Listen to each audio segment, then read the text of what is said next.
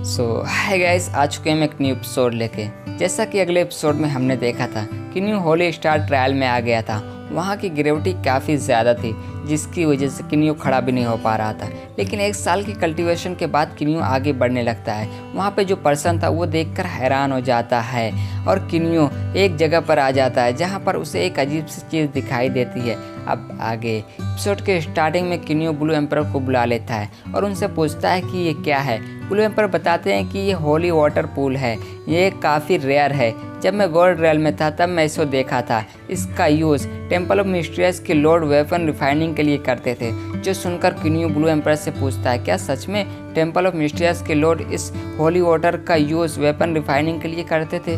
Blue emperor कहते हैं, हाँ, वो टेम्पल ऑफ मिस्ट्रियस के इकलौते लॉर्ड थे, लेकिन वो तुम्हारे अंकल लैंड के जितने अच्छे नहीं थे। जो सुनकर किन्यू पूछता है, क्या आप अंकल लैंड के बारे में जानते हैं? तो वो कितने पावरफुल थे? जो सुनकर ब्लू एम्पर कहते हैं, टेम्पल ऑफ मिस्ट्रियस के लॉर्ड तुम्हारे अंकल लैंड के पीछे पड़े हुए थे, उनके पीछे पीछे इस फेरी वर्ल्ड में भी आ गए थे। तो तुम्हें क्या लगता है कि अंकल लैंड कितने पावरफुल? जो सुनकर किन्यू सोचता है, तो शायद लियर भी गॉड रियल में होगी। तुम्हें मेरा इंतज़ार करना होगा, मैं ज़रूर आऊँगा। और ब्लू एम्पर से पूछता है, क्या आप इस होली वाटर को निकाल सकते हैं? ब्लू एम्पर कहते हैं, अगर नॉर्मल स्टोरेज में इस वाटर को स्टोर किया जाए तो वो डिस्ट्रॉय हो जाएगी। अगर किसी मिडिल ग्रेड के आर्टिफैक्ट में रखा जाए तो वो भी डिस्ट्रॉय हो जाएगी। इसे लेने के लिए बस मुझे अपने हाथों का यूज़ करने का ट्राई करना चाहिए। और ब्लू एम्पर बड़ी तेज़ी के साथ उस पुल के पास पहुंच जाते हैं। जो देखकर किन्यू कहता है, मैं इतनी कोशिश करने के बाद भी वहां नहीं पहुंच पा रहा हूँ। लेकिन ब्लू एम्पर तो बड़ी आसानी से उस पुल के पास पहुंच गए। उनके ऊपर ग्रेविटी का कोई असर नहीं हो रहा है। ब्लू एम्पर उस पुल के अंदर अपने हाथ को डालते हैं, जिसकी वजह से उनका हाथ फ्रीज हो जाता है। जो देखकर ब्लू एम्पर कहते हैं, इस पुल के नीचे कुछ ना कुछ है, इस हेवनली वाटर से भी ज़्यादा पावरफुल है। ऐसा लग रहा है कि इसके अंदर कोल्ड पावर है, इसकी वजह से मैं इसका कुछ नहीं कर सकता हूँ। जो सुनकर किन्यू कहता है, क्या हम इसके बारे में और कुछ नहीं कर सकते हैं? जो सुनकर ब्लू एम्पर कहते हैं, नहीं, हम कुछ नहीं कर सकते हैं, इसके बारे में ज़्यादा मत सोचो। शायद इसके बारे में डार्क स्टार डायरेक्ट के तीनों किंग को भी पता होगा, लेकिन वो भी इसका कुछ नहीं कर पाए हैं। इसे रखने के लिए एक काफ़ी पावरफुल स्टोरिंग होना चाहिए। किन्यू पूछता, वो क्या है? ब्लू एम्पर बताते हैं कि वो तुम्हारा आर्टिफैक्ट जियांग लैंड है। किन्यू कहता है, ये स्पेस आर्टिफैक्ट नहीं है। जो सुनकर ब्लू एम्पर कहते हैं, तुमने जियांग लैंड को काफ़ी कमज़ोर समझ लिया है, ये तुम्हारे सोच से भी ज़्यादा पावरफुल है। तुम्हारा आर्टिफैक्ट ड्रैगन किंग के आर्टिफैक्ट और पेंग एम्पर के क्राउन से भी ज़्यादा पावरफुल है। मैं इसे बचपन से देख रहा हूँ। तुम्हें क्या लगता है, इसमें ज़्यादा स्पेस नहीं है? ये स्मॉल ब्रह्मांड के जैसा है। इस वर्ल्ड में सबसे ज़्यादा पावरफुल ये है। जो सुनकर किन्यू भी हैरान हो जाता है। ब्लू एम्पर कहते हैं, आप यहाँ ट्राई करते रहो उस पुल के अंदर जाने की। अगर तुम उस पुल पे पहुँच जाते हो, तुम वहाँ के जितने भी आर्टिफैक्ट हैं सारे रख सकते हो और तुम्हारे लिए यहाँ कल्टीवेशन करना काफ़ी ज़्यादा अच्छा होगा। जो सुनकर किन्यू सोचता है, मुझे इस फेरी वर्ल्ड और डीमन वर्ल्ड में कोई भी ऐसे लोग नहीं है जो मुझे हरा सकते हैं, लेकिन मुझे जल्द से जल्द अपनी कल्टीवेशन पूरी करके गॉड रेल में जाकर लियर को ढूंढना होगा। और किन्यू ब्लू एम्पर का शुक्रिया अदा करता है। ब्लू एम्पर कहते हैं, मुझे वापस जियांग लैंड भेज दो। किन्यू उन्हें वापस भेज देता है। किन्यू कहता है, यहाँ पे प्रैक्टिस करना काफ़ी अच्छा होगा। और किन्यू वहाँ पर पूल के पास आजू बाजू दौड़ने लगता है और हमें 3 साल बाद का सीन दिखाया जाता है।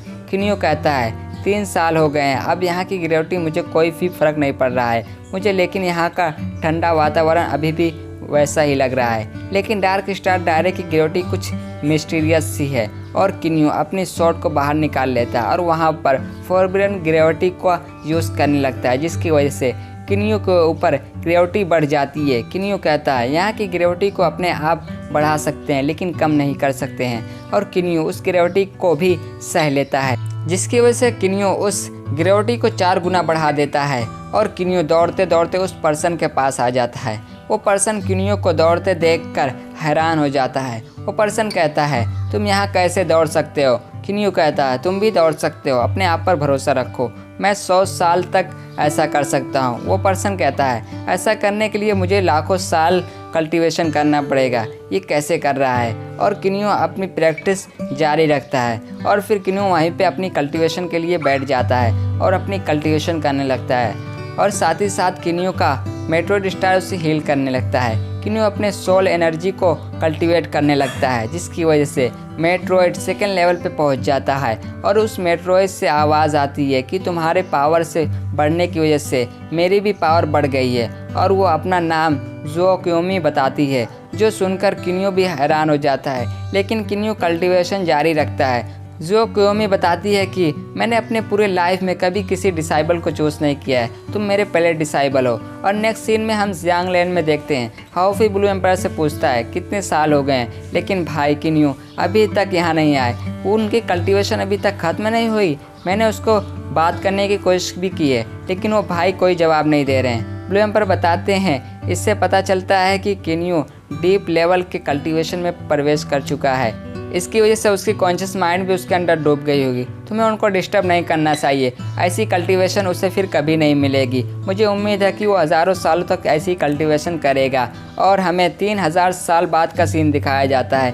किन्यू कल्टीवेशन से उठ जाता है और कहता है ये ज़ुओक्योमी कौन है, वो किसकी आवाज़ थी और मुझे इतनी पावर महसूस कैसे हो रही है। किन्यू कहता है भाई वेंग फेंग ने कहा था जब मैं 18 स्टार एम्पायर तक पहुंच जाऊंगा तो मैं आसानी से इस ग्रेविटी में उड़ सकता हूं। किन्यू कहता है मुझे ऐसा लग रहा है कि अगर ग्रेविटी 10 गुना भी बढ़ जाए तो भी मुझे कोई फ़र्क नहीं पड़ेगा, मैं काफ़ी पावरफुल महसूस कर रहा हूँ। और किन्यू एक छोटी सी एनर्जी बॉल बनाकर वहाँ पे अटैक करता है, जो देखकर किन्यू कहता है ये हेवनली ब्रेकिंग शॉट जितने पावरफुल अटैक हो गया है, ये पावर ऑफ लो है। और किन्यू सोचता है हाओफी और बाकी लोग जियांग लैंड में क्या कर रहे होंगे।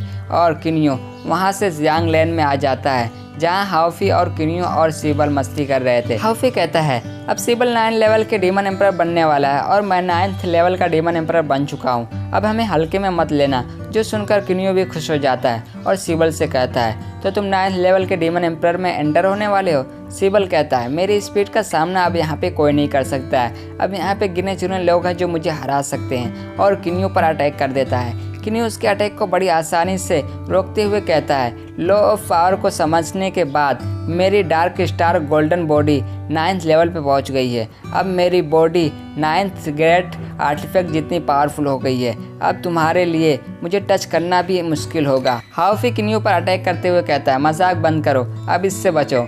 किन्यू तो उसके अटैक को आँख बंद करके बच जाता है और सिबल के अटैक से भी बच जाता है, जो देखकर दोनों हैरान हो जाते हैं। किन्यू कहता है अब तुम मेरे स्टिक को देखो। और किन्यू बहुत सारे स्टिक से उन पर अटैक कर देता है, जिससे वो लोग बच रहे थे। और किन्यू कहता है अब इस स्टिक को देखो। और किन्यू एक स्टिक के अटैक को उन पर करता है, जो जाके पीछे वाले पहाड़ को लगता है और वो पहाड़ पूरा टूट देता है, जो देखकर सिबल हाओफी से कहता है ये तुम्हारे स्टिक से भी ज़्यादा पावरफुल है। किन्यू दोनों के पास आकर कहता है ये टेक्निक काफ़ी आसान है और काफ़ी पावरफुल भी है। जो सुनकर हाओफी उदास होते हुए कहता है ये टेक्निक मैं नहीं सीख पाया, जबकि ये इतनी आसान है। आप तो मंकी किंग जितने पावरफुल हो गए, आप इतने ज़्यादा पावरफुल कब हो गए। जो सुनकर किन्यू कहता है अभी ये ख़त्म नहीं हुआ है, अभी एक और बाकी है। और किन्यू अपने स्टिक को बड़ी करके अटैक करता है, जो देखकर हाओफी कहता है ये सही नहीं हो रहा है, मैं यहाँ 30,000 साल तक प्रैक्टिस किया हूँ तो भी मैं यहाँ कुछ ज़्यादा नया नहीं सीख पाया हूँ। आपने ज़्यादा प्रैक्टिस भी नहीं किया है और सिर्फ 3000 साल बाहर प्रैक्टिस किए हो, उसके बाद भी तुमने 3 नया टेक्निक सीख लिया है। किन्यू कहता है ज़्यादा सोचो मत, तुम काफ़ी पावरफुल हो। अगर तुम ब्रह्मांड का ज्ञान हासिल कर लो तो तुम्हें किसी भी मुसीबत से आसानी से बच सकते हो। जो सुनकर हाओफी कहता है हम 9th लेवल के डीमन एम्परर हैं, आप हमसे कितना ज़्यादा समझने की उम्मीद रख सकते हैं। किन्यू कहता है ठीक है, थोड़ा थोड़ा समझो, अब यहाँ से चलो। नेक्स्ट सीन में हम तीनों को एक जगह पर देखते हैं। किन्यू बताता है कि लॉ ऑफ पावर की वजह से मेरी स्पीड काफ़ी ज़्यादा बढ़ गई है। अगर फिर से पेंग एम्पर से हमारी फाइट हुई तो मैं उसे बड़ी आसानी से हरा सकता हूँ। अब मेरे लॉ ऑफ पावर से मैं अपने बराबरी के लेवल वाले पर्सन को बड़ी आसानी से हरा सकता हूँ। हाओफी पूछता है आप वापस क्यों आए, क्या आपको कोई काम था। किन्यू बताता है कि अब मैं लॉ ऑफ पावर को हासिल कर लिया हूँ तो मैं जियांग लैंड की 2nd लेवल को खोलने की कोशिश करता हूँ, उसके बाद मैं मास्टर लैंड को ढूंढने जा सकता हूँ। जो सुनकर वो लोग भी खुश हो जाते हैं और यहीं हमारा एपिसोड भी ख़त्म हो जाता है।